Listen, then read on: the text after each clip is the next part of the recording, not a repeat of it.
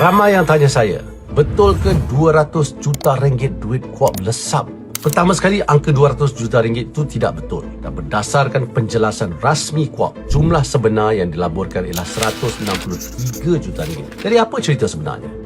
Kuap melabur 163 juta ringgit dalam e-Fishery. Ini sebuah syarikat teknologi aquakultur dari Indonesia. Dan ketika itu, e-Fishery bernilai sekitar 1.4 bilion US dollar. Kuap tak masuk melabur seorang diri. Kuap cuma pegang 2.51% saham. Ini pelabur yang minoriti.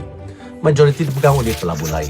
Termasuk dana pelaburan kerajaan Singapura yang mengurus lebih 500 bilion Singapore dollars pun melabur. Begitu juga SoftBank, gergasi pelaburan teknologi Jepun. North Star yang dah lama melabur di Indonesia dan 42X Fund dari Abu Dhabi. Maksudnya, ada pelabur yang jauh lebih besar daripada Kuap dan ada yang memang berpengalaman dalam pasaran Indonesia.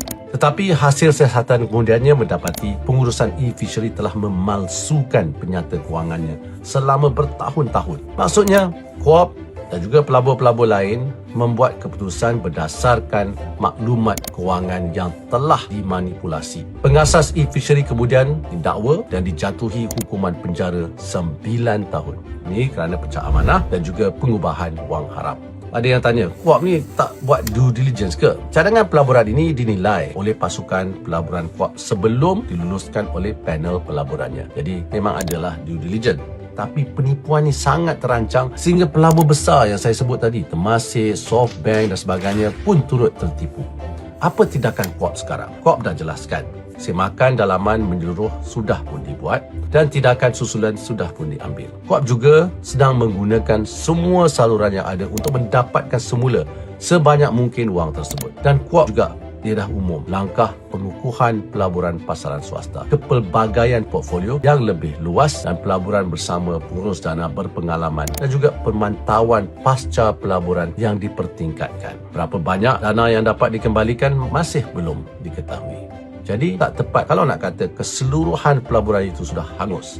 Apa kesannya kepada pencen pejabat awam? Kerajaan yang menyediakan wang untuk membayar pencen. Kuap menguruskan bayaran itu bagi pihak kerajaan dan sebahagian dana Kuap juga digunakan untuk membantu kerajaan menanggung kos pencen. Jadi, Kuap bukan macam KWSP. Pejabat awam tak ada akaun simpanan individu dalam Kuap yang akan berkurang apabila satu pelaburan rugi. Jadi, apa pun yang berlaku kepada e-Fishery, kerajaan tetap perlu membayar pencen penjawat awam seperti biasa.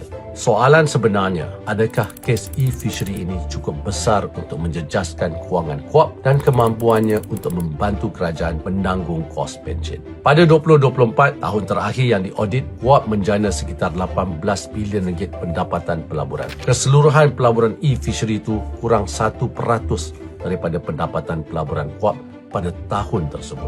Jadi, berdasarkan angka 2025 pula, keseluruhan dana Kuap bernilai 195 bilion ringgit. Pelaburan e-Fishery itu kurang 0.1% daripada keseluruhan dana.